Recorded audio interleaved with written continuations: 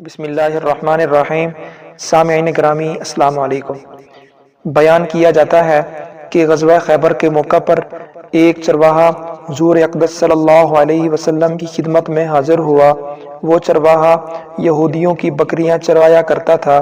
جب دیکھا کہ خیبر سے باہر مسلمانوں کا لشکر پڑاؤ ڈالے ہوئے ہیں، اس کے دل میں خیال آیا کہ میں جا کر ان سے ملاقات کروں اور دیکھوں کہ یہ مسلمان کیا کہتے ہیں اور کیا کرتے ہیں۔ چنانچہ بکریاں چراتا ہوا مسلمانوں کے لشکر میں پہنچ گیا اور ان سے پوچھا، تمہارا سردار کہاں ہے؟ صحابہ کرام نے بتایا کہ ہمارے سردار حضور صلی اللہ علیہ وسلم اس خیمے کے اندر ہیں۔ پہلے تو اس چرواہے کو ان کی باتوں پر یقین نہیں آیا۔ اس نے سوچا کہ اتنے بڑے سردار ایک معمولی سے خیمے کے اندر کیسے بیٹھ سکتے ہیں۔ اس کے ذہن میں یہ بھی تھا کہ جب آپ اتنے بڑے بادشاہ ہیں تو بہت ہی شان و شوکت اور ٹھاٹ باٹ کے ساتھ رہتے ہوں گے، لیکن وہاں تو کھجور کے پتوں کی چٹائی سے بنا ہوا ایک خیمہ تھا۔ خیر، وہ چرواہا اس خیمے کے اندر آپ صلی اللہ علیہ وسلم سے ملاقات کے لیے داخل ہوا اور آپ سے ملاقات کی اور پوچھا کہ آپ کیا پیغام لے کر آئے ہیں اور کس بات کی دعوت دیتے ہیں۔ حضور اقدس صلی اللہ علیہ وسلم نے اس کے سامنے اسلام اور ایمان کی دعوت رکھی اور اسلام کا پیغام دیا۔ اس نے پوچھا کہ اگر میں اسلام کی دعوت قبول کر لوں تو میرا کام، تو میرا کیا انجام ہوگا اور کیا رتبہ ہوگا؟ حضور اقدس صلی اللہ علیہ وسلم نے ارشاد فرمایا کہ اسلام لانے کے بعد تم ہمارے بھائی بن جاؤ گے اور ہم تمہیں گلے سے لگائیں گے۔ اس چرواہے نے کہا کہ آپ مجھ سے مذاق کر رہے ہیں۔ میں کہا، اور آپ کہاں؟ میں ایک معمولی سا چرواہا ہوں اور میں ایک سیاہ فام انسان ہوں۔ میرے بدن سے بدبو آ رہی ہے، ایسی حالت میں آپ مجھے کیسے گلے لگا سکتے ہیں؟ حضور اقدس صلی اللہ علیہ وسلم نے فرمایا کہ ہم تمہیں ضرور گلے سے لگائیں گے اور تمہارے جسم کی سیاہی کو اللہ تعالیٰ مٹا دے گا اور اللہ تعالیٰ تمہارے جسم سے اٹھنے والی بدبو کو خوشبو سے تبدیل کر دیں گے۔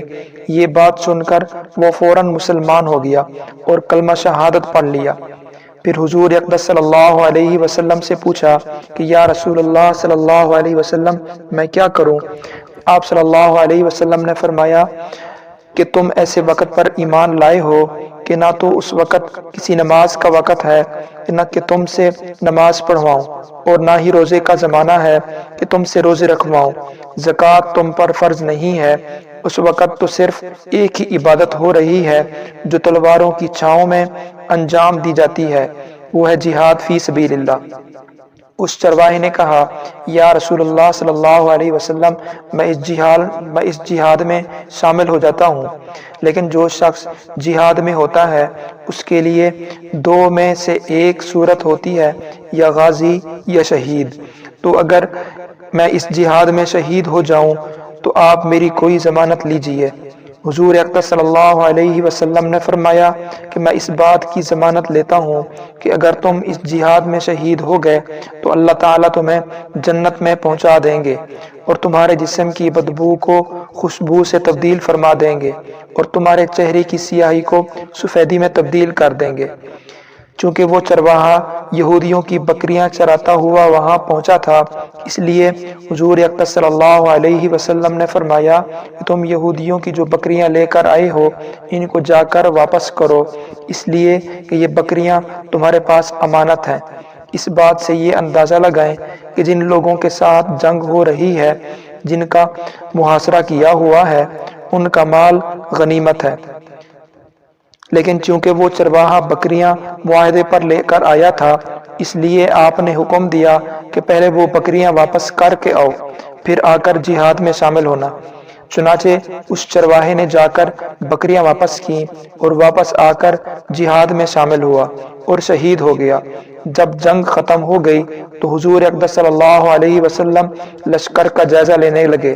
ایک جگہ آپ نے دیکھا کہ صحابہ کرام کا مجمع اکٹھا ہے۔ جب آپ قریب پہنچے تو ان سے پوچھا کہ کیا بات ہے؟ صحابہ کرام نے فرمایا کہ جو لوگ جنگ میں شہید ہو گئے ہیں ان میں سے ایک آدمی ایسا بھی ہے کہ جس کو ہم سے کوئی نہیں پہچانتا۔ آپ صلی اللہ علیہ وسلم نے فرمایا کہ مجھے دکھاؤ۔ جب آپ نے دیکھا تو آپ صلی اللہ علیہ وسلم نے فرمایا تم اس شخص کو نہیں پہچانتے مگر میں اس شخص کو پہچانتا ہوں، یہ چرواہا ہے اور یہ وہ عجیب و غریب بندہ ہے جس نے اللہ کی راہ میں ایک بھی سجدہ نہیں کیا، اور میں اس بات کی گواہی دیتا ہوں کہ اللہ تعالیٰ اس کو سیدھا جنت الفردوس میں پہنچا دیا ہے، اور میری آنکھیں دیکھ رہی ہیں کہ ملائکہ اس کو غسل دے رہے ہیں اور اس کی سیاہی سفیدی میں تبدیل ہو گئی ہے اور اس کی بدبو خوشبو سے بدل گئی ہے۔ اس واقعے سے ہمیں یہ سبق ملتا ہے کہ اندازہ کیجئے اگر کچھ عرصہ پہلے اس چرواہے کو موت آ جاتی تو سیدھا جہنم میں چلا جاتا، اور اب اس حالت میں موت آئی کہ ایمان لا چکا ہے اور سرکار دو عالم صلی اللہ علیہ وسلم کا غلام بن چکا ہے، تو اللہ تعالیٰ نے اتنا بڑا انقلاب پیدا فرما دیا۔ اس لیے فرمایا اعتبار خاتمے کا ہے، اس لیے بڑے بڑے لوگ لرزتے رہتے ہیں اور یہ دعا کرتے رہتے ہیں کہ یا اللہ ہمارا خاتمہ ایمان پر فرما۔ میری یہ دعا ہے کہ اللہ تعالی ہم سب کو اس سے سبق حاصل کر کے اس پر عمل کرنے کی توفیق عطا فرمائے۔